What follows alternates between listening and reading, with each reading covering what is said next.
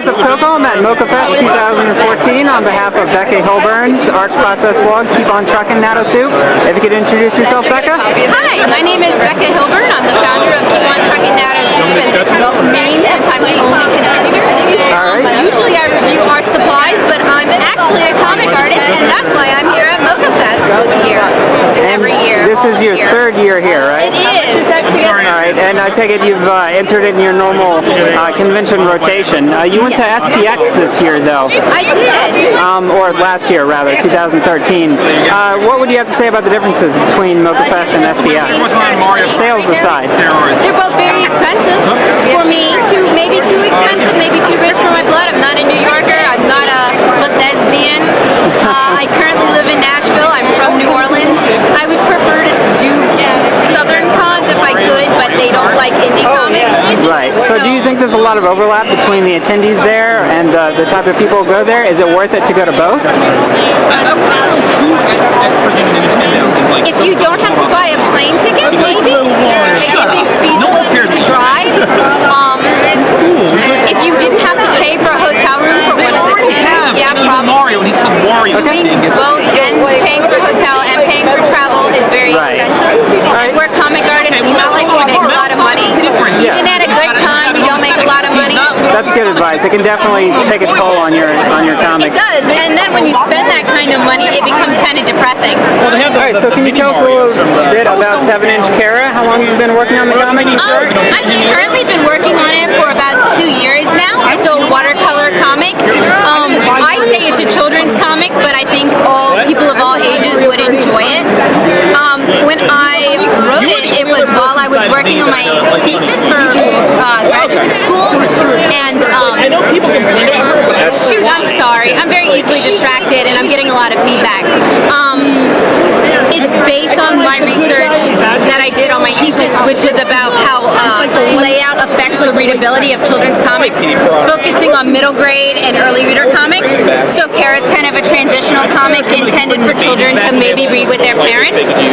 And the art style is kind of inspired by the children's books my mom used to read to me when I was a kid.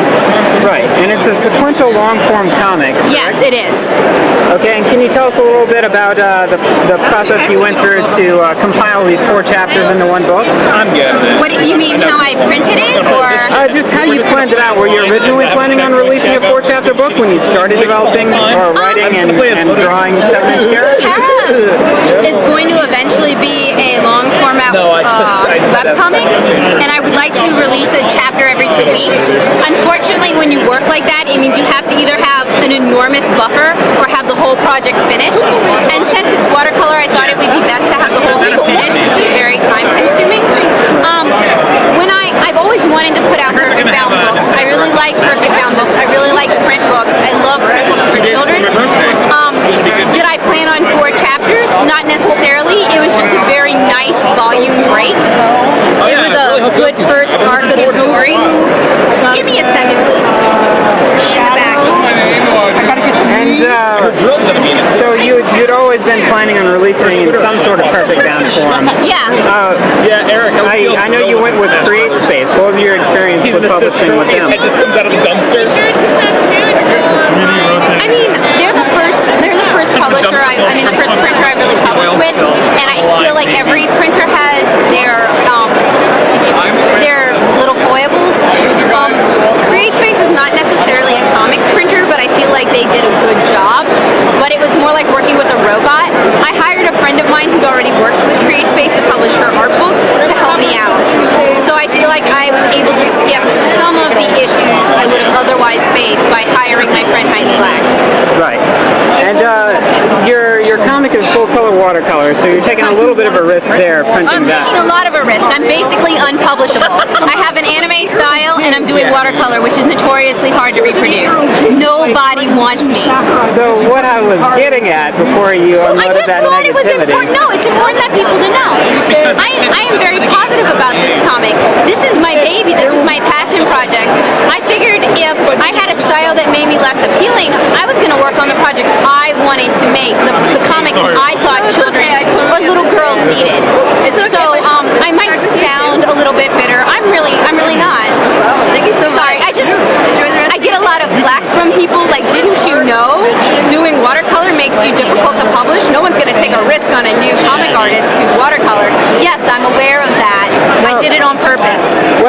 to say is I'm sorry. it's difficult to reproduce It is. some of the watercolor effects in print, which might lead to some of what you're talking about.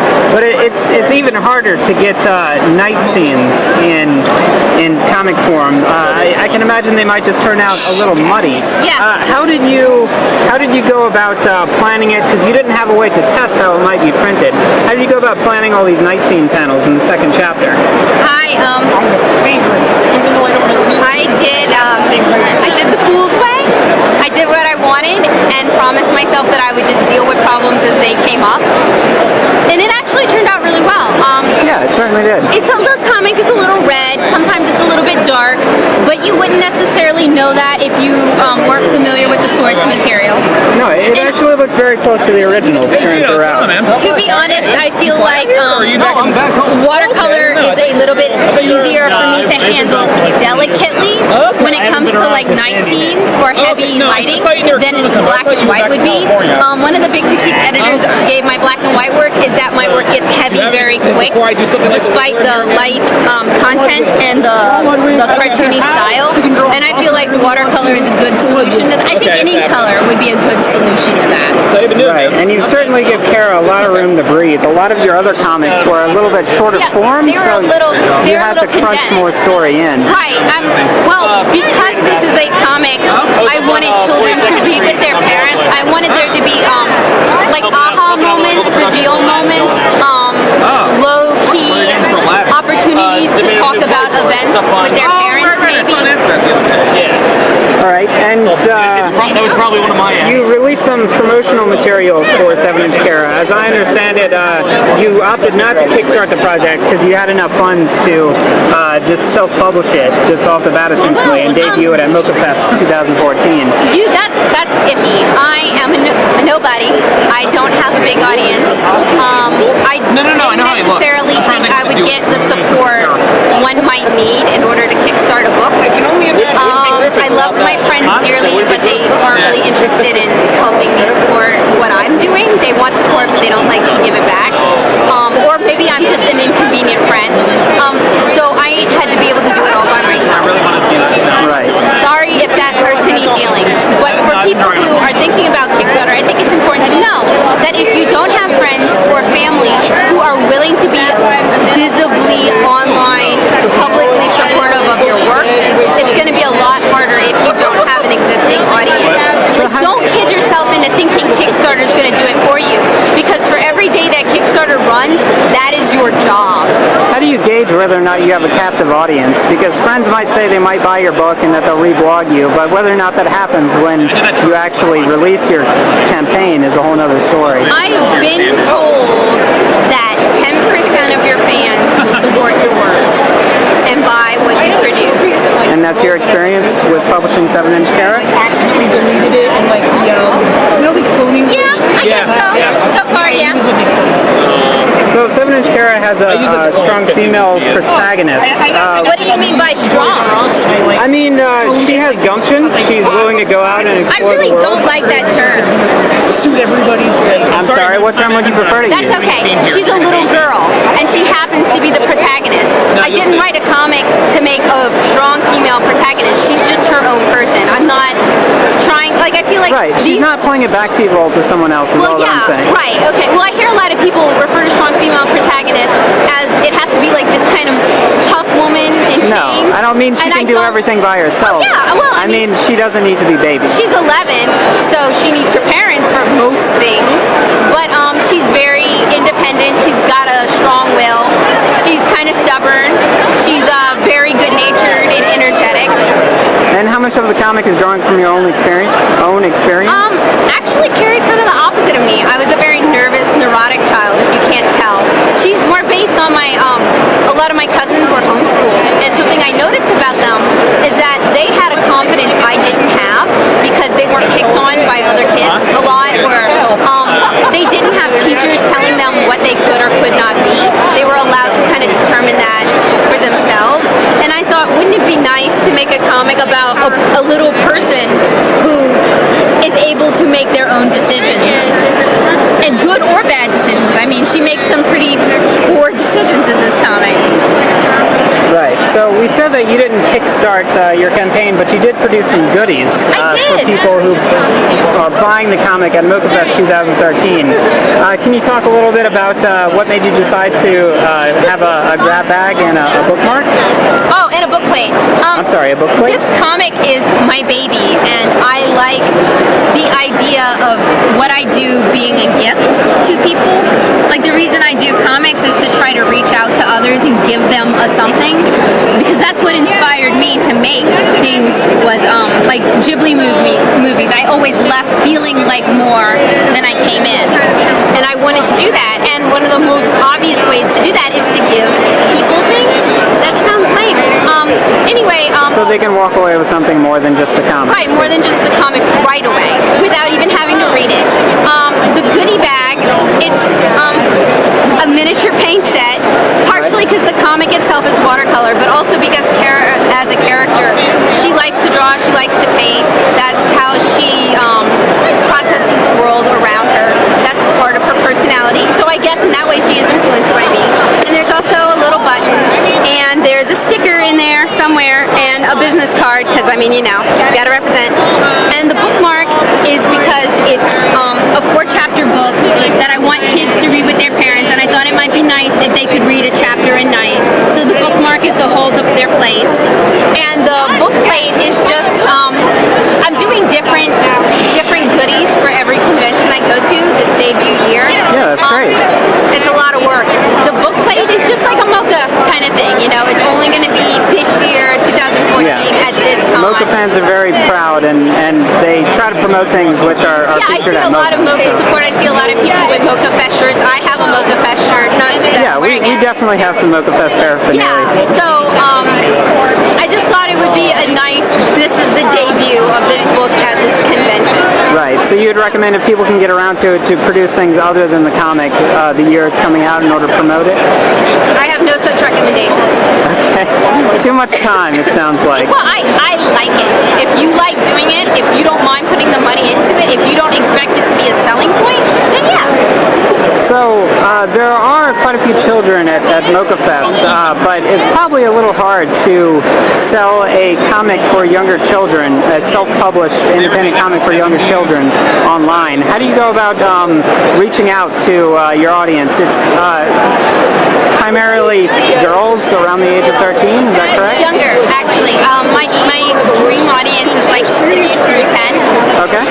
So above the board book level, but not quite maybe reading. Not reading all by themselves. Right. So that's kind of tricky. I have a large family, and some of them have shown interest in the book. My mother is actually going to buy copies for all of her nieces, so she's going to make sure they get it, which really touches my heart. So you try to reach out to parents, essentially. Yeah. My significant other, his boss has this adorable little girl. We have a copy for her. I hope she really likes it. She's kind of an inspiration for Kara too. She's really outgoing and really energetic and like super cute, but she's not like a girly girl necessarily. She's just her own person, and she really loves to draw. Hi, Dana.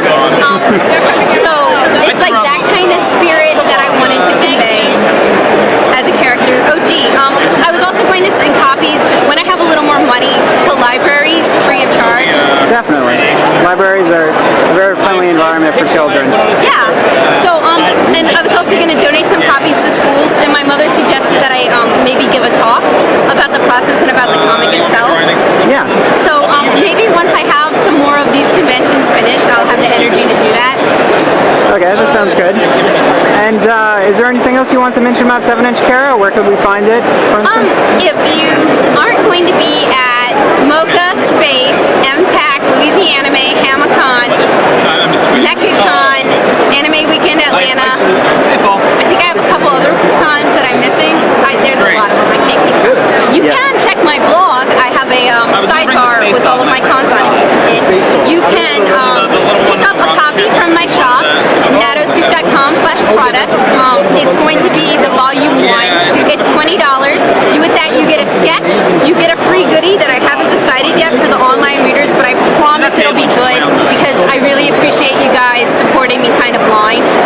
You're going to get a bookmark. You might get some